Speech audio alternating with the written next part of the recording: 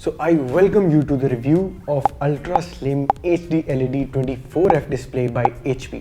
तो आज we are gonna talk about this beast. मैं आपको इसकी स्पेसिफिकेशंस भी बताऊंगा, इसकी डायमेंशंस भी बताऊंगा, इसकी परफॉर्मेंस के बारे में भी बताऊंगा और फिर एंड में बताऊंगा इसकी प्राइस।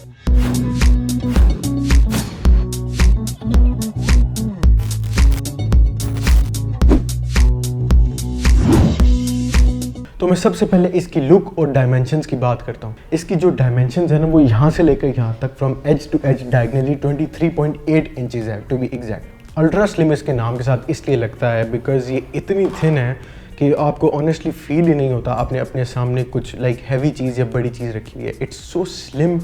अगर मैं आपको और करीब करके दिखाऊँ कि आप इसकी थिननेस देख सकते हो, इट्स वेरी वेरी थिन, बहुत स्लिम है एंड इट लुक्स ऑसम। आपके डेस्कटॉप पे आपका जो डेस्क होता है उस पे इट लुक्स अमेजिंग। डायमेंशंस में मैं ये चीज़ भी मेंशन करना चाहता हूँ कि इसका वेट सिर्फ 2.8 kg है। आई डोंट नो कुछ लोगों के लिए हैवी होगा बट मेरे लिए नहीं है because it's very light, easily to shift. आप कहीं भी आराम से इसको सेट कर सकते हो। इवन इनफैक्ट मेरा लेटेस्ट आइडिया ये था कि इसका वेट लाइट है तो ऑब्वियसली एक वॉल पे पीछे या कहीं भी एक कोई माउंट लगा के या एक स्टैंड लगा के मैं उस पर इसको इंशाल्लाह वेरी सून सेट करूँगा। एंड उसके साथ साथ जो इसका सिल्वर कलर है, अगर मैं आपको दिखा सकूँ, ये वाला सिल्वर कलर के साथ स्टैंड जो मैच हो रहा है, इतनी प्रीमियम फीलिंग आती है। आप इसका डिज़ाइन देखो, it looks so beautiful. Honestly लोगों ने मुझसे Insta stories and Insta direct message पे ये पूछा है क्या ये iMac तो नहीं है, बिकॉज HP का लोगो शायद पीछे किसी ने नहीं देखा, लेकिन ये iMac नहीं है, ये एडिटिंग LED है HP की। सो ये हो गई इसकी डायमेंशंस की बात। अब मैं बात करूंगा इसकी डिस्प्ले टाइप के बारे में कि ये डिस्प्ले है क्या। ये एक IPS डिस्प्ले है with editing backlight and anti glare. Anti glare का यही मतलब होता है कि जब इसके अगेंस्ट कोई बहुत स्ट्रॉन्ग लाइट होती है ना तो वो आपको एडिटिंग करते हुए डिस्टर्ब नहीं करती। इस स्क्रीन में ये कैपेबिलिटी होती है कि ये वो लाइट एब्जॉर्ब करके आपको कंफर्टेबल रखती है। आपकी आंखों में वो लाइट नहीं चुभती। मैंने ये चीज़ इंप्लीमेंट करके भी देखी, ये सच है, ये वाकई इसमें आपको कोई चीज़ फील नहीं होती। इसकी डिस्प्ले फीचर्स में एक और बात मैं ऐड करना चाहता हूँ कि ये 16:9 एस्पेक्ट रेशियो का डिस्प्ले है और इसकी मैक्सिमम रेजोल्यूशन 1920x1080p है। इसका मतलब ये है कि 4K सपोर्ट नहीं करती। जहाँ तक कलर सपोर्ट की बात है, ये अप टू 16.7 मिलियन कलर्स को सपोर्ट करती है। इससे कॉमन सेंस की बात है यार, इतनी एक LED अगर इतने कलर्स को सपोर्ट करे तो आप हिसाब लगा लो कि जब आप उस पर वीडियो या पिक्चर एडिटिंग करते हो तो उसने जैसा कि जौन सा भी कलर आए ना, उसने अपनी फुल रेजोल्यूशन में आपको वो कलर दिखाना है, वो आपको प्रॉपरली विजिबल होगा। और ये चीज़ आपकी उस चीज़ में बहुत हेल्प करती है जब आप मोबाइल में अपनी पिक्चर्स डालते हो तो रिजल्ट बिल्कुल ऑपोजिट हो जाता है, या किसी और डिवाइस में पिक्चर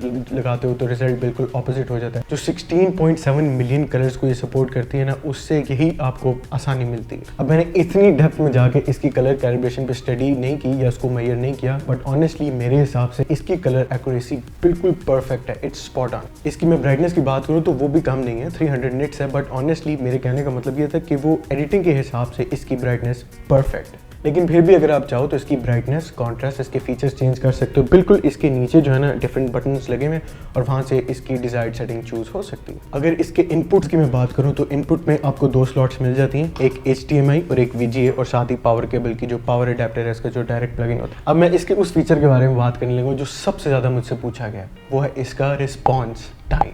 आपने गेस कर लिया होगा इसका रिस्पॉन्स टाइम क्या है? नहीं? तो चलिए मैं बता देता हूँ। It's 5 milliseconds. 5 milliseconds grey to grey response time. That is incredible यार। जो कलर से शिफ्ट होना है from black and white to colours, या ऑरेंज से रेड या ब्लू से ग्रीन, इट्स अमेजिंग। तो प्राइस को अगर नज़र में रखते हुए मैं इसके फीचर्स की बात करूँ, we have 5 milliseconds of response time grey to grey, it's full HD 1080p and it's ultra slim, it's anti glare, और लास्टली ये टिल्ट भी हो जाती है। सो एज आई सेड, इस प्राइस रेंज में मेरे हिसाब से इससे बेटर ऑप्शन मार्केट में कोई भी नहीं है। ऑब्वियसली अगर आप प्राइस रेंज, ये बजट बढ़ाते हो तो तब तो और बहुत सारी ऑप्शंस हैं, लेकिन मेरे हिसाब से एज आई सेड इस रेंज में this is the best thing you can buy. तो उम्मीद है गाइज आपको ये रिव्यू पसंद आया होगा। अगर वीडियो को लाइक नहीं किया तो प्लीज़ लाइक कर देना, चैनल को सब्सक्राइब भी कर देना। अगर आप चाहते हो मेरे स्टूडियो में से किसी चीज़ का मैं रिव्यू करूँ तो मुझे कमेंट्स में बता देना, मैं उसका रिव्यू अपलोड कर दूंगा। उससे यही होगा कि आपको वो चीज़ बाय करने में आसानी होगी अगर आप स्टूडियो सेटअप अपना करने जा रहे हो तो। सो मिलते हैं फिर अपने नेक्स्ट वीडियो में। I will see you very soon. Bye bye.